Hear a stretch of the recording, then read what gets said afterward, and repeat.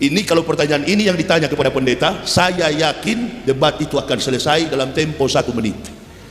Kebetulan di kepala saya ini ada 13.766 pertanyaan. Itu baru yang termudah. Jangan cari ayat. Dan kalau terjadi perdebatan, saya tidak akan membawa secuil kertas pun dalam meja debat.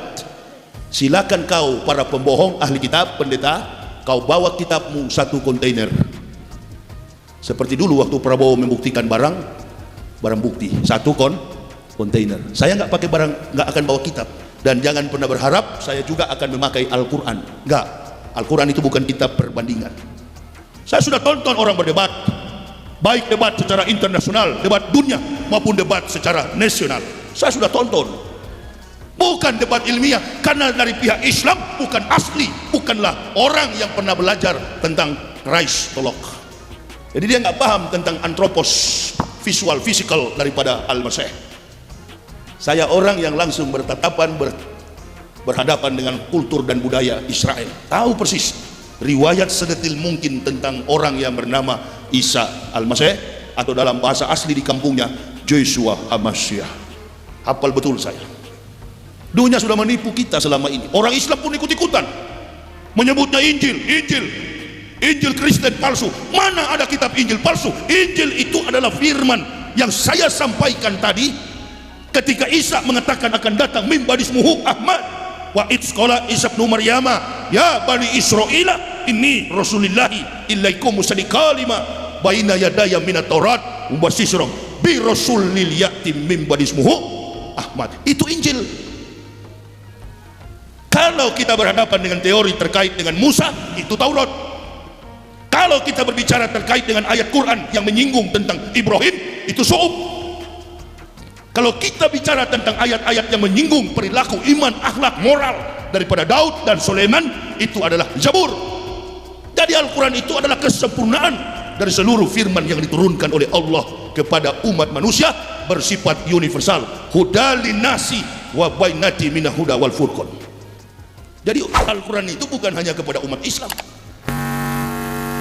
Al-Quran itu berlaku kepada semua umat manusia. Makanya orang bilang Ustadz Yahya Waloni itu berani sekali. Bukan persoalan berani, tapi saya tidak pernah takut karena ini kebenaran. Nah itu beda, orang pemberani dengan orang yang tak pernah takut karena kebenaran. Itu beda. Kalau pemberani banyak, berani curi uang negara, itu banyak. Berani nolong kotak amal, itu berani kan? Pemberani. Berani merampok, berani mencuri, berani berbohong, berani berdusta, berani bermunafik, nah itu berani. Tapi saya nggak berani orangnya, cuma tidak pernah takut terkait dengan kebenaran. Bahkan tidak memperhitungkan tentang aspek fisik ini. Entah tidak tidur, makan tidak teratur, minum kopi sampai puluhan gelas, nggak pernah sakit selama 13 tahun. Karena tidak pernah takut dengan apapun, termasuk takut kepada penyakit. Kita ini Masya Allah menghindar terus karena takut. Jangan makan daging kambing, takut. Jangan makan daging sapi, takut. Datang ke masjid kaki tinggal selesai, tangan sudah begini, mulut bengkok. Rajin sholat tapi penyakitan. Lalu bagaimana rahasia Islam itu? Saya 13 tahun pasrah, berserah sepenuhnya kepada Allah. Nggak ada rasa takut dan tidak berani melakukan dosa di hadapan Allah. Nah itu jadi orang beriman begitu. Bukan persoalan berani. Saya selalu mengatakan orang-orang Kristen itu tempatnya di neraka. Kalau mati masuk neraka. Tahu saya wali kota sini kafir Kristen. Bukan tidak tahu, saya tahu. Tapi tempatnya memang di neraka. Karena yang masuk surga hanya orang Islam. Nggak ada tuh, saya nggak butuh dikawal-kawal itu, nggak pernah takut saya. Keliling kemana-mana, my bodyguard, my boys. 2 tahun umurnya itu bodyguard saya. Bicara pun dia belum bisa. Jadi sifat-sifat kita yang mengenal iman tauhid yang sempurna itu, betul-betul kita beriman kepada Allah, bukan karena kita berani. Banyak juga yang berani akhirnya konyol di jalan. Kita berani, kita demo di jalan, berhadapan, diadu dengan polisi. Padahal polisi juga Islam, kita juga Islam, takbir sama-sama, Allahu Akbar, lempar batu, kafir di pintu gereja, haleluya. Berhasil kita adu domba. Ini berani apa ini? Berani apa? Berani berhadapan dengan sesama Muslim. Giliran dengan kafir dia jilat pantat kafir, kotoran kafir. Ini golongan munafik. Mudah-mudahan tidak ada di Solo sini, tapi di sinilah banyak sekali itu, apalagi besok malam di Boyolali itu. Ada teman-teman saya di daerah, hati-hati Ustaz, Boyolali itu rawan sekali. Saya cari yang begitu-begitu. Tidak pernah takut saya, itu beda. Pemberani dengan tak pernah takut beda. Nggak pernah saya takut. Sejak saya Muslim, tapi waktu saya masih kafir, penakut besar saya. Ya, begitu saya masuk Islam, nggak ada yang saya takut. Yang saya takut kalau tidak beribadah kepada Allah. Nah, 13 tahun keliling Indonesia, bawa mobil sendiri tanpa pernah ada supir. Ada yang mau melamar kira-kira?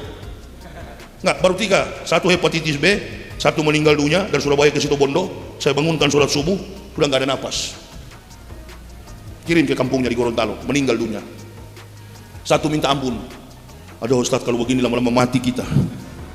Ayo, ini saya baru cuma 2 jam tidur pun tidur di rest area. Turun dari pesawat ceramah, malamnya juga ceramah, langsung ke sini, belum pulang rumah. Dari Pontianak, Kalimantan Barat. Mampu kira-kira begitu. Ukuran kesehatan medis sudah lewat sebenarnya, sudah habis darah, sudah mati. Tapi saya lihat tidak, malah saya sehat, tidak ada penyakit. Bah, mobil ribuan kilometer, apalagi tadi saya buru-buru, kecepatannya sampai 160. Anak istri saya sudah terbiasa. Begitu saya laju lihat GPS lewat, rupanya tutup jalan keluar itu, masuk keluar lagi di Kupiar, apa itu? Karanganyar ini sama. Kaplur atau apa itu? Palur. Ya, keluar ke sana. Sampai jauh ke sana. GPS sudah tinggal 11 menit, jadi 32 menit keluar lagi. Mutar balik pompa bensin, lurus ke sini. Kelewatan. Sudah tutup pintu tol yang kami harus keluar. Nggak ada tuh saya minta dijemput manja cengeng untuk urusan dakwah begini. Sebaiknya para penceramah itu nggak usah. Apalagi sekarang ini Islam itu di tengah ditekan betul-betul. Kelihatan sekali memang Islam ini benci betul. Kemarin saya mendapat WhatsApp dari jamaah perusahaan PT Dirgantara Garuda Indonesia. Mereka berdoa mengucapkan hari kesakitan Pancasila. Bukan hari kesaktian, hari kesakitan Pancasila. Dia berdoa pakai doa Kristen. Innalillahi. Yang mendengar orang Islam berjilbab, bahkan ada beberapa saudara ikhwan Muslim di situ. Tidak ada kafir seberani ini dari dulu, baru kali ini. Mereka juga mencoba untuk mengganggu ulama. Sementara ulama-ulama kita sibuk berpolitik, bukan mengurus umat. Yang di lapangan itu tinggal berapa orang? Saya, Tengku Zulkarnain, UAS. Saya pulang dari Pontianak, UAS masuk, gantian. Tinggal beberapa orang kami keliling Indonesia. Ini dari sini saya ke Medan, pulang dari sini. Insya Allah umur panjang, habis dari Solo langsung ke Medan. Untuk apa? Sepanjang sebulan, setiap bulan. Apalagi bulan kemarin waktu saya dibully oleh kafir, 17 kafir saya Islamkan, udah ribuan. Itu namanya dakwah. Mengislamkan yang kafir, memperkokoh barisan umat Islam. Kebetulan saya ini tidak ada dalam organisasi Islam dan tidak mau bergabung dalam organisasi Islam manapun. Gak mau saya. Karena saya adalah Muslim, ahlu sunnah wal jamaah. Orang kunut saya ikutan kunut, orang tak kunut lebih cepat, lebih bagus. Saya pun tak ikut. Saya bukan FPI, saya bukan Banser, saya bukan Ansor. Pokoknya saya adalah Muslim. Dari kafir yang Allah berikan hidayah, memperkokoh iman saudara Muslim, memanggil yang kafir-kafir supaya masuk Islam. Jadi itu tugas saya. Begitu Allah berikan hidayah, saya, istri dan 3 orang anak, yang kami lakukan adalah membayar syukur kepada Allah. Nikmat hidayah yang Allah berikan, orang lain tidak Engkau berikan ya Allah. Kami sekeluarga Engkau berikan harta yang berharga. Kami akan perjuangkan Islam ini sampai titik darah penghabisan. Keliling berdakwah. Allahu Akbar. Inilah saya datang di Solo sini sampai tanggal 7 ke depan. Insya Allah umur panjang kita bisa sampai tanggal 7 ke depan. Saya hanya memperkenalkan diri pada siang hari ini. Saya situasinya kurang konsen saya.